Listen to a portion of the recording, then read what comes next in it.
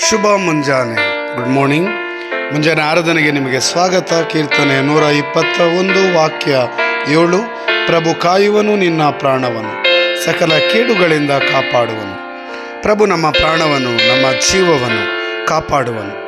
ಸಕಲ ಕೇಡುಗಳಿಂದ, ವಿನಾಶದಿಂದ, ದುಷ್ಟಶಕ್ತಿಯಿಂದ, ಎಲ್ಲ ನಮ್ಮ ವಿರುದ್ಧ ನಡೆಯುವ ಅಪಪ್ರಚಾರಗಳಿಂದ ಪ್ರಭು ನಮ್ಮನ್ನು ಕಾಯುವನು. ಪ್ರಭುವಿನ ನಾಮಕ್ಕೆ ಸ್ತೋತ್ರ, ವಂದನೆ, ಆರಾಧನೆ. ಬನ್ನಿರಿ ಯೇಸು ನಾಮ ಸ್ಮರಿಸೋಣ. ಪ್ರಭು ಮಾಡಿದೆಲ್ಲ ಉಪಕಾರ ಸ್ಮರಿಸೋಣ. ಯೇಸು ಮಾಡಿದೆಲ್ಲ ಉಪಕಾರಗಳನ್ನು ಸ್ಮರಿಸೋಣ. ಯೇಸುವಿನ ನಾಮಕ್ಕೆ ಸ್ತೋತ್ರ, ವಂದನೆ, ಆರಾಧನೆ, ಸ್ತುತಿ, ಸ್ತೋತ್ರ.